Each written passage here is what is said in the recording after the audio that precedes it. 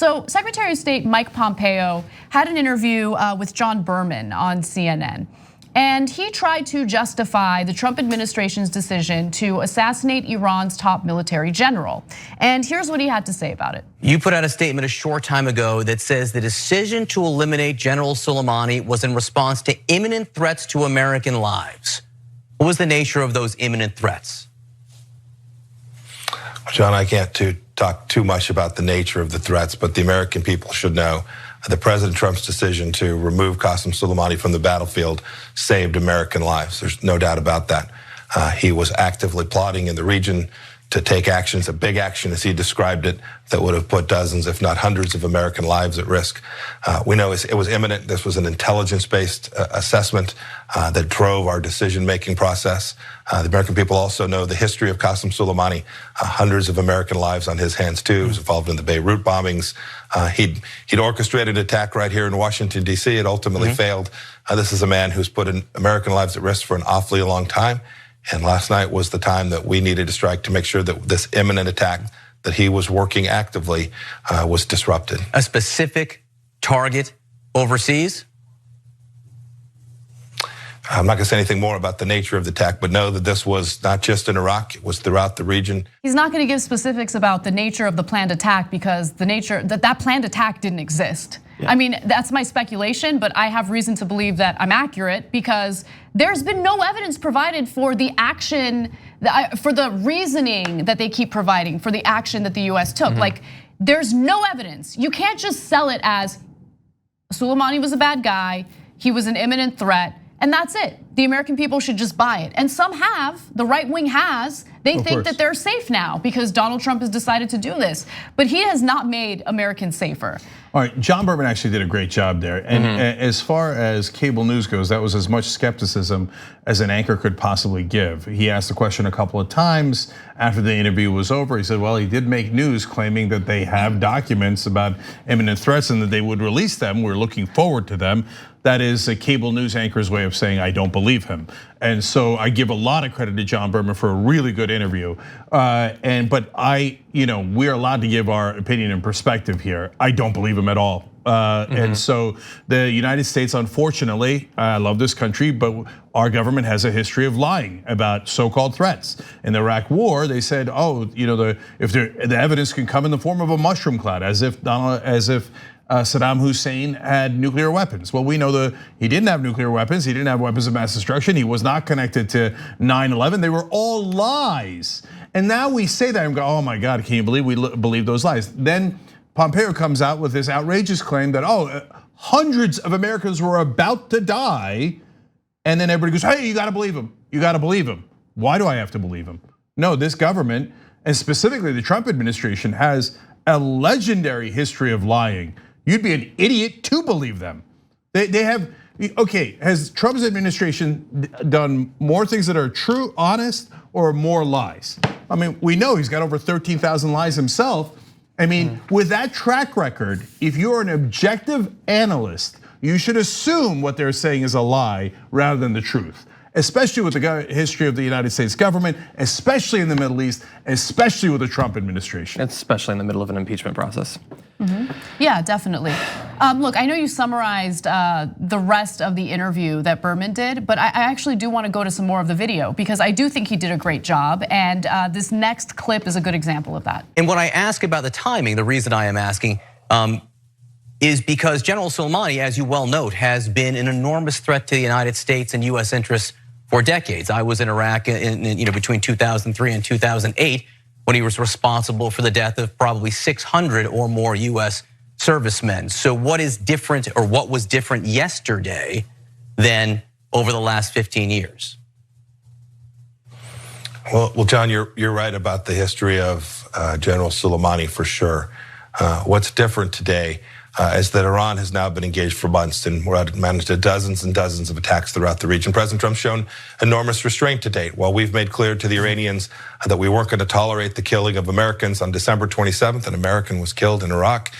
And then we watched the intelligence flow in that talked about Soleimani's travels in the region and the work that he was doing to put Americans further at risk. And it was the time to take this action so that we could disrupt this plot, deter further aggression from Qassem Suleimani and the Iranian regime, as well as to attempt to de-escalate the situation. So I just want to make one quick point. So look, again, he fails to provide any specific example of how Soleimani posed as an imminent threat. Again, the Trump administration has to show that there was an imminent threat in order to carry out this assassination without congressional approval, right? Mm-hmm. They haven't demonstrated that, they haven't provided evidence. But he mentions the importance of deterring future aggression by Iran.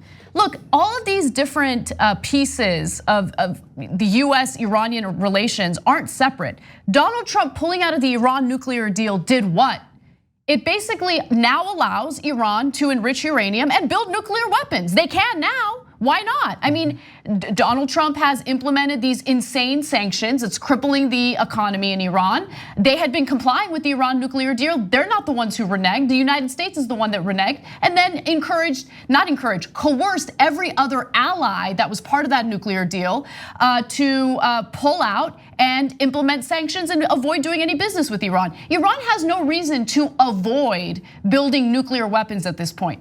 My point is, the actions of the Trump administration don't deter future aggression. They encourage future aggression. Well, and that's not even a hypothetical at this point. I mean, they issued that warning to Americans throughout the region to flee imminently. And so if your goal was to stop these people from being attacked, you should come out today and admit that was obviously a failure. Inside of one day, we ensured that attacks would come. But no, there's no fail state for aggression. If aggression seems to work, that will justify its use in the future. If aggression is met with more aggression, then you're gonna meet it with more aggression. And in an alternate reality, he seemed like a guy who was trying to avoid providing video that would be played during congressional testimony 6 months from now. He seemed like a guy who didn't want to go on the record because he knew he'd have to answer it for it someday, except that he probably won't. Because at some point in 5 months or in a year, Ken Klippenstein's Freedom of Information Act request will go through. We'll find out for sure that there was nothing, they had nothing. And it won't matter if we've killed people, they'll stay dead at that point. I mean, maybe the media will ask a tough question, but what's the difference? It won't matter if it affects the election. It won't matter. There's no consequences for any of this anymore. Mark Twain has that old quote that I'll paraphrase of how a lie gets around the world before the truth can get its boots on. And that's what is this case. You put out the lie and no one has enough information to say it is a lie. And so they're very scared, the New York Times, CNN, et cetera, to say that it's a lie. And so that becomes the narrative. And when to John's point, when you find out 5 months or 5 years later that it was a lie, no one cares anymore. It's not relevant anymore. By the time the truth got its boots on, the game's already over. Well, actually, can I say one more thing on that? Because we just had those Afghanistan papers like 4 weeks ago. Now, I know the media wasn't really interested in that. They didn't really cover it, but the investigation was done. It revealed all that it revealed. Flash forward a month, forget about that stuff. Let's create the fodder for the Iraq papers that will come out in 10 years that no one will learn anything from. Yeah, and Washington Post did a great job on that. They did. Okay, now one more piece of evidence as to, other than just the history of lying in this administration and previous. The defense secretary, before we did the strike, Esper, yesterday said we have a right to do a preemptive strike. Right. So we're right back to the Iraq war. We said, oh, well, they didn't really attack us. That's why it's preemptive, because Iraq did not attack us on 9/11. In this case, the reason the defense secretary said we have a right to do a preemptive strike is because they don't have evidence that they were about to kill hundreds of Americans in the region. It's not true. And by the way, just again, on that same logic, Berman said, hey, Soleimani might have orchestrated the Shia insurgency against us in Iraq. That's true. But as I told you earlier, the Saudis funded the Sunni insurgency in Iraq and got thousands of our troops killed. So should we go and execute a whole bunch of Saudis? According to that logic, we'd be right to just bomb the living crap out of Mecca and Riyadh and different places and go, hey, they did it 10 years ago, so I get to execute them now. It's not my logic, it's their logic. But the press should do a better job in holding them accountable to that. So can we execute Saudis now?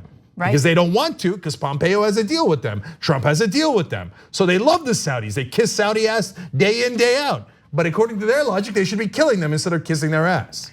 Now, if all of this wasn't enough evidence to convince you that the Trump administration is lying to the American people to justify what they just did in this assassination, I'm gonna give you one more clip and pay close attention to how, first, what John Berman says and how Pompeo reacts. Take a look. Will the administration be releasing details of the intelligence which did lead to the raid, the imminent threat, over the next few days? John, we'll do our best to release everything that we know that's appropriate, that we can, that doesn't put anyone at risk. We'll do our best. We want the world to understand that there was, in fact, an imminent attack taking place. The American people should know that this was an intelligence-based assessment that drove this. Yeah, they don't have anything. There is no intelligence. They're not gonna provide any intelligence. There wasn't an imminent threat. They wanted to assassinate him without having to go through Congress, and that's exactly what they did. Yeah. Yeah. So look, I want to be clear. We shared it with you guys. That's their point of view. This is our point of view.